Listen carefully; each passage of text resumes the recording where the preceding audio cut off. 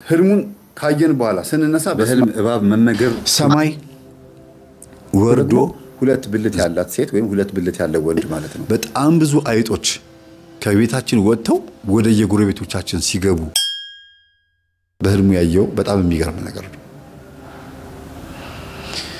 ሰማይ ወርዶ ዝቅ ብሎ በትልልቅ ፎቆች አናት ላይ ቀርቦ ነው ያየው። በነገራችን ላይ እኔ ራሴ ትናንትና አይቻለሁ። በጣም ነው የገረመኝ።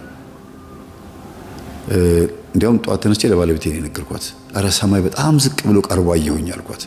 ምንድነው ታዲያ አለችኝ። ጊዜ የእግዚአብሔር ፍርድ ቀርቧል ማለት ነው። ወይ ሊፈርድልን ነው ወይ ሊፈርድብን ነው ወይ ደግሞ የሆነ የሚመጣብን ነገር አለ። ሰማይ ከቀረበ ጉሙ ወይም ደግሞ ደመናው ከጠቆረ ዝናብ ያዘለ ደመና ከታየ መከራ ነው ማለት ነው። የሆነ የሚመጣብን ነገር አለ። ባለፈው ሳምንትም ተናግሬያለሁ። ፖለቲካ ውስጥ እንዳትገቡ ከፊት ለፊታችን ያለው 2 ወርና 1 ወር እስከ መስከረም ድረስ ወይም ከመስከረም በኋላም ያለው የተወሰኑት ቀናቶች አንዳንድ ችግሮች ሊኖሩ ይችላሉ ብዬ ተናግሬያለሁና ደስ ያላለኝ ነገር አለ። አንዳንድ ነገር ስመለከተው ይሄ ልጅ እንደዛ ነው ያየው። ሰማይ ቅርብ ብሎ በጣም ብዙ ሰዎች ናቸው በነጋሽ ላይ ይሄንን ህልም ያዩ ያሉት። አሁን በኮሜንት ላይ ራሱ አንዷ ልጅ አይቻለሁ ተናግራ መምህር ደመናው ቀርቦ አየሁኝ ብላኛለች። እኔም ተገርሜ እኔም ራሴ ያየሁት ይሄንን ከስንት ወር በኋላ ነው ይሄን ያየሁት። ከ2 ወር ከ3 ወር በኋላ እኔም አየሁት። እና ልጁ ይሄንን ሲመለከት ፍርድ ቀርቧል ማለት ነው። ግን የሌላ ሰው የአገር ፍርድ ላይሆን ይችላል። እናንተ ግቢ ውስጥ አይደል ሰማይ ቀርቦ ያየው አልኩት። አዎ። ስለዚህ የእናንተ ቤት ውስጥ እግዚአብሔር ሊፈርድላችሁ ነው ማለት ነው። ወይ ደግሞ የሆነ ትንሽ የመጣች የሆነች መከራም ልትኖር ትችላለች ተቋቋመው አልኩት። እና ይሄንን ባየ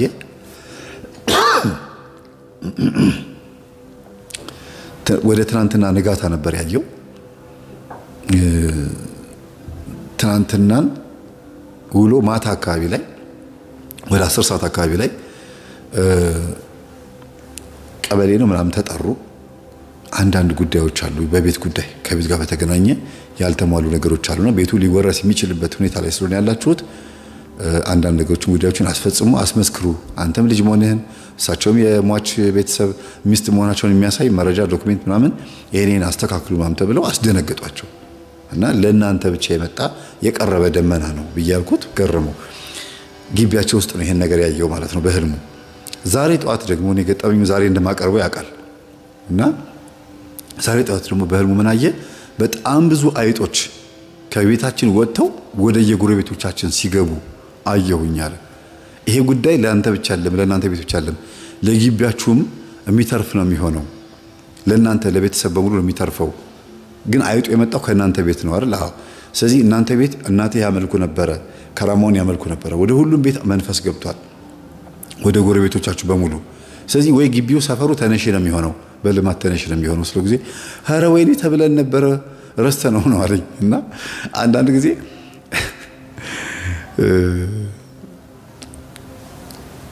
በጣም ቅርብ የሆኑ የመንግስት ሰዎች እናንተ ግቢ በህልም ሲመጡ ካያችሁ ባለስልጣናት፣ ፕሬዝዳንቶች፣ ጠቅላይ ሚኒስትሮች ምናምን መጥተው እናንተ ቤት ውስጥ እናንተ ግቢ ምናምን ሲመጡ ካያችሁ ከመንግስት ጋር በተገናኘ አንድ የሆነ የምትነካኩት ጉዳይ አለ።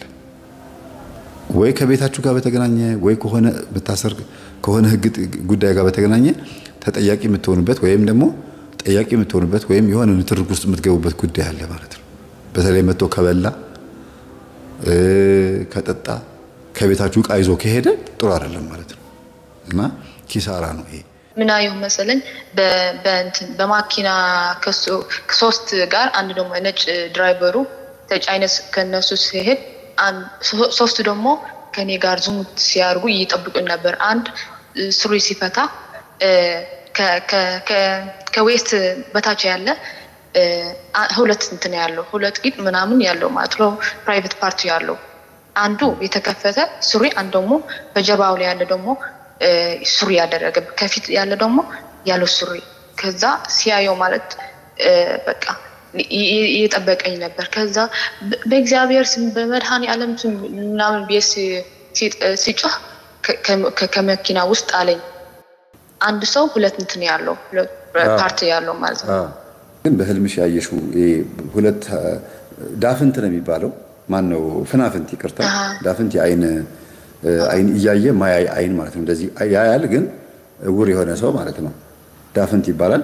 ፍናፍንት የሚባለው ደግሞ ሁለት ብልት ያላት ሴት ወይም ሁለት ብልት ያለው ወንድ ማለት ነው። እንደዛ ነው ያየሽው? በቃ ይሄ እንትን ያልከው ብልት ያለው ከጀርባና ከፊት ያለው ሁለት ፓርት ነው። ሁለት እግርና ሁለት እንትን ብልት ያለው ማለት ነው። ከኋላም ከፊትም። ስለዚህ አንድ የሆነ ታሪክ ነገርሽና አጠር አድርጌ ድንገት ያ ሊሆን ይችላል ብዬ አስባለሁ። አንዳንድ ጊዜ ነው ብሎ ማስረዳት ትክክል እርግጠኛ ሆኜ ማስረዳት ሳይሆን ይሄንን ሊመስል የሚችል ነገር ነግሬሽ እንድታመዛዝኝ ነው ማድረግ የምችለው። አንዲት እህት እናቷ በመስተፋቅር አባቷን አገባች እና ልጅቷ ተወለደች። እናትየዋ ነች መስተፋቅር ያረገችው። ስለወደደችው መስተፋቅር ያደረገች። ከዛ በኋላ ተጋቡ። በመስተፋቅሩ መንፈስ ምክንያት የተወለደችው ልጅ ዛር ሆኖ መስተፋቅሩ እሷ ላይ አረፈ። ስለዚህ እናትየዋ ስለሆነች መስተፋቅር አድራጊዋ ልጅቷ ላይ የሴት ዛር መንፈስ ነው ያለው። ሴት ዛር መንፈስ። ከዛ አባትየው ደግሞ በዝሙት አይን ያያት ነበረ። ከተወለደች ካደገች በኋላ በጣም ቆንጆ ስለነበረች በገባች በወጣች ቁጥር ይመለከታት ነበር። እድሜዋ ከፍ እያለ ሲመጣ አባቷ ጥሩ ባልሆነ መንገድ ያያት ነበረ። እንዲያውም ሲጠጣ ይታገላት እንደነበር ነው የነገረችኝና በኋላ ከስካሩ ሲነቃ ነው በጣም የሚያለቅሰው። ልጄ እኔ ይሄን ነገር ምንም ልተወው ስላልቻልኩኝ ቤት ተከራይተሽ ውጪ አጉል ከማረገሽ ብሎ ወጣች እና እቺ ልጅ መስገድ መጸለይ ስትጀምር የእናቷም ሴት ዛር መንፈስ የአባቷም ዝሙት መንፈስ እሷ ውስጥ አለ እና በህልም ያየችው አንቺ እንዳየሽው ነው። ፍናፍንት የሆነች ሴት ሁለት የወንድም የሴትም ሀፍረተ ስጋ ያላት ሴት በህልም አየች እና መምህር እንደዚህ አየሁኝ አለችኝ። በቤተሰባችሁ በዘራችሁ እንዲህ አይነት ነገር ያላቸው ሰዎች ሊኖሩ ይችላሉ። ዝም ብሎ ይሄን ነገር አያሳይሽም። ይሄ ደግሞ የእርግማን ምልክት ነው ተብሎ በእናንተ በዘራችሁ ሊታወቅ ይችላል። ይሄ ደግሞ መንፈስ ካለ የወንድም የሴትም ብልት ያላት ሴት በህልምሽ ከታየችሽ ከአባትሽም ከእናትሽም የዝሙት መንፈስ መጥቷል ስላት ገባት። አዎ እናቴ አባቴን ያገባችው በመስተፋቅር ነው። አባቴ ደግሞ እኔን በዝሙት አይን ያይ ነበር ብላ ሐቁን ተናገረች።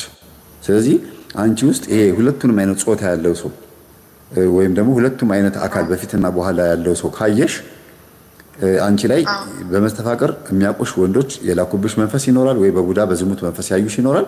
እንደገና የሴት ወይ ሌዝቢያን ወይ ደግሞ የሴት ዛር መንፈስ ያለባቸው ሴቶች ራሳቸው ሆነው የነሱ መንፈስ አንቺ ላይ በዝሙት መልክ ሊመጣ ይችላል። የዝሙት መንፈስ በአሁኑ ሰዓት ሴቶች ራሳቸው ሴቶችን በዝሙት መንፈስ የሌዝቢያን መንፈስ እየበሏቸው ነውና ይሄ ሊሆን ይችላል። ተጠንቀቂ። ነገ ከነገ ወዲያ ከወንዶች ሐሳብ ወጥተሽ ወንድ አስጠላኝ ብለሽ ወደ ሌላ ነገር እንዳትሄጂ በጣም ተጠንቀቂ። ራስሽን ጠብቂ። የምታያቸው ፊልሞች ራሱ ይሄን ሊያመጣው ይችላል። መምህር በልጅነታችን እኮ ይቅርታ በልጅነታችን ከሴት ጋር ስንነካካ አሁን አስታውሻለሁ። ከልጅነታችን ስንጫወት ማለት ነው።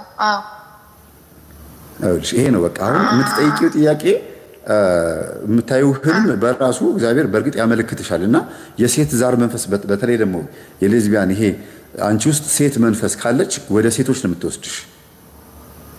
ወንድ እንዲቀርብሽ አይፈልግም። የወንድ ዛር መንፈስም ካለ ደግሞ አንቺ ውስጥ ያገባሽ መንፈስ ካለ ሌሎች ወንዶች እንዲቀርቡሽ አይፈልግም። ብዙ ጊዜ በጣም የተለመደው የትኛው ነው? ወንድ መንፈስ አንቺ ውስጥ ካለ ሴትም ወንድም አይቀርቡሽም። በረዘግተሽ ብቻሽን ነው የምትኖሪው። ግሎሲብ ያጠቃሻል። ተኝተሽ በእንቅልፍ ልብሽ መቶ ሊገናኝሽ ይችላል። እንደገና ደግሞ ባል አታገቢም፣ ብታገቢም ትፈቻለሽ። ሲንግል ማም ነው የምትሆኚው። ለመዘሞት ብቻ ነው አካልሽ የሚሆነው እንጂ ለትዳርና ለተቀደሰው የትዳር ህይወት በፍጹም አይሆንም። ወንድ መንፈስ ሆኖ ቡዳ አንቺ ውስጥ ዝሙት መንፈስና ቡዳ ካለ አብሮ የተወለደ የሴት መንፈስ ግን ከሆነ አንቺ ውስጥ ያለችው ወደ ሌዝቢያን የመውሰድ እንደገና ደግሞ አንቺ ራሱ ከሴቶች ጋራ በፍጹም አትስማሚም። ከወንዶች ጋር ደግሞ የምትሄጂው ግን ወንዶች ደግሞ አንቺን ምናልባት ላይፈልጉሽ ይችላል። ወንድ ባህሪ ሊኖርሽ ይችላል። የመሳደብ፣ የመማታት፣ ከወንዶች ጋራ የመቀለድ ውሎሽ ራሱ ከነሱ ጋር ይሆናል። ሁለት እባብ በጣም ጥቁር እየበላሁ ከዛ በቃ አሁን ሰለቸኝ ብዬ ደግሞ በጥቁር ፔስታል አድርጌ ጣልኩት። ሁለት ጊዜ ምናምን እንደዛ የሙት በህልም እባብ መመገብ ትርጉሙ ሁለት ነው። አንደኛ ተንኮለኛ ሰው አጠገብሽ አለ፣ የሱን ምክር እየሰማሽ ነው፣ ወይም የዛች ሴት ተንኮል ምክር እየሰማሽ ነው። በተለይ አንቺ ውስጥ ባል እንድታገቢ የማይፈልግ መንፈስ ካለ ባለትዳር የሆነች ሴት ጓደኛ እንድትይዥ አይፈልግም። ባለትዳር የሆነች ሴት ጥሩ ህይወት የምትኖር ልጆች የወለደች ሴት ጓደኛ እንድትሆኝ አይፈልግም።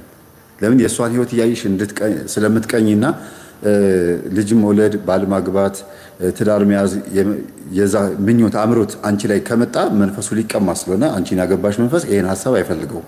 ስለዚህ የተንኮለኛ የሆነች ሴት በተቃራኒው ማለት ነው ተንኮለኛ የሆነች ሴት እንደ እባብ መርዝ ያላት ክፉ የሆነች ሴት አንቺን በሐሳቧ በንግግሯ እየመገበችሽ ነው ማለት ወይም ደግሞ የሷን ሐሳብ እየተቀበልሽ ችግር ውስጥ እየገባሽ ነው ማለት ነው። አንዱ ይሄ ነው። ሁለተኛ ደግሞ እባብ በህልም መመገብ ወይም በእባብ መያዝ አንገት ላይ ማድረግ ምናምን ብቻ እባብን በርቀት ማየት አይደለም ካንቺ አካል ጋር በተነካካ መያዝ አንገት ላይ ማድረግና መመገብ በአጠቃላይ የሚያሳየው የዛር መንፈስ አንቺ ጋር ሆኖ ካንቺ ግብር እያገኘ ነው። አንቺ እባቡን በላሽው እንጂ በህልም ያበላቺ በህልም ያይሽው ስትበዩ ነው። በእውኑ ዓለም ግን ካንቺ መንፈሱ ግብር እያገኘ ነው። ግለወሲብ ግብር ነው። ዘርሽ ሲፈስለት ደም እንደፈሰሰለት ነው የሚቆጥረው። ዶሮ እንደታረደለት ነው የሚቆጥረው። ኃጢአት ስትሰሪ ዝሙት ስትሰሪ ተንኮል ሌሎችም መጥፎ የሚባሉ ኃጢአት የሚባሉ ስታረጊ ግብር እያገኘ ነው ካንቺ። እኔ ከማውቀው ደግሞ ልንገርሽ ጸሎት ጸልያ ወዲያው ስትተኛ የሚጠብቃት መልአክ ህልም እያሳየ ያስቸገረው መንፈሱን ማለቴ ጠቋር መንፈስ አለባት። የሚጠብቃት መልአክ ደግሞ ልጅቷን ልክ ከጸለየሽ በኋላ ቶሎ እዛው እንድትተኛ ያረጋትና የሚጠቅማትን ነገር ቶሎ ያሳያታል። ይሄንን ደግሞ ሰይጣኑ አልወደደውም። ለምን ልጅቷ ከእንቅልፏ እንደተነሳች ዲያሪ ላይ የምትጽፈው ነገር ሰይጣኑ ያነበዋል። በኦዲዮ ሪከርድ የምታደርገው ያነበዋል፣ ያዳምጠዋል፣ ያውቀዋል። ዞር ያውቀዋል ነው። አሁን ህልሙን ካየን በኋላ ስንነሳ በስመ አብ ወወልድ ወመንፈስ ቅዱስ አሐዱ አምላክ ይህን ህልም እንዳረሳው በስላሴ ስም ጽፈዋለሁ ብዬ ነው የምጽፈው። እኔ ህልም ስጽፍ ለምን እዛ የጻፍኩትን ነገር ሰይጣን ካየው ከፊት እየቀደመ ያ ነገር ሊያበላሽብኝ ስለሚችል አይምሮ ውስጥ ቢቀመጥ ያነበዋል፣ ብጽፈውም ያነበዋል። ዞሮ ግን የምጠብቀው ነገር መቼ ይሆን የሚከናወነው ብዬ የምጠብቀው ነገር ከፊት ሌላ ነገር አድርጎ ሊያመጣብኝ ስለሚችል እንደዚህ አድርጌ በስላሴ ስም ጽፈዋለሁ ብዬ ነው የምጽፈው። አይነካውም። ከዛ በኋላ እቺ ልጅ ግን ህልሙን ያሳያታል። ያንን ደግሞ መንፈሱ አልወደደውም፣ ጠቋር አልወደደውም። ከዛ ምን ማድረግ ጀመረ? እንዳትተኛ መቼም ህልም ተፈርቶ ሳይተኛ ይታደር የሚባል ተረት አለ አይደል? ስለዚህ ልጅቷ እንዳትተኛ ማድረግ አልቻለም። ህልሙን እንዳታይ ማድረግ አልቻለም። ግን ምን ያደርጋል? ልክ እንደተኛች ብትት ያደርጋታል፣ ይቀሰቅሳታል። ስተኛ ይቀሰቅሳታል። ይሄንን እየሆነች ልጅቷ መጨረሻ ላይ ልክ ሊነጋጋ አካባቢ ልም ያለ እንቅልፍ ሲወስዳት ደግሞ የሚጠብቃት መልአክ ደግሞ ህልም ያሳያታል። ተጭበረበረባት። አሁን ልጅቷ ግራ ገባት። ጠየቀችኝ። የምታየው ህልምና የምትኖሩ ኑሮ ምን ይመስላል አልኳት። የሚያጋጥመኝ ነገር ነው የሚነግረኝ። ለምሳሌ ልጎዳበት የነበረበት ቦታ ላይ እንዳልሄድ በህልሜ ነግሮኝ ስቀር እንኳንም ቀረሽ ተብያለሁ ከመስሪያ ቤት አለች። እንደዚህ የሚባሉ ሰዎች አሉ። እና የሚጠብቃት መልአክ የሚጠቅማትን ነገር ያሳያታል። ሰይጣንም ግን ልክ እንደዚህ ደግሞ ሊያሳይ ይችላል። አውቆ የሚጠቅምሽን የሚመስል ነገር የረዳሽ መስሎ ታማኝነትን ለማግኘት ያሳይሽ ራሱ የፈጠረውን ችግር ሶሉሽኑን ደግሞ ያሳይሻል። መልሶ ራሱ ችግር ይፈጥራል፣ ራሱ ሶሉሽን ያሳያል። ከዛ ያመንሽው ስትመጪ ከዛ በኋላ በቃ እልም ብለሽ መገኙና ሪዛልቱን ነው ማየት። እሺ ህልሙን አይደለም፣ ከህልሙ በኋላ ያለውን ሪዛልት አይተሽ ነው ህልሙን ለመተርጎም መሄድ ያለብሽ። እሺ ከየትኛው ወገን እንደሆነ ያ ነው የሚታወቀው።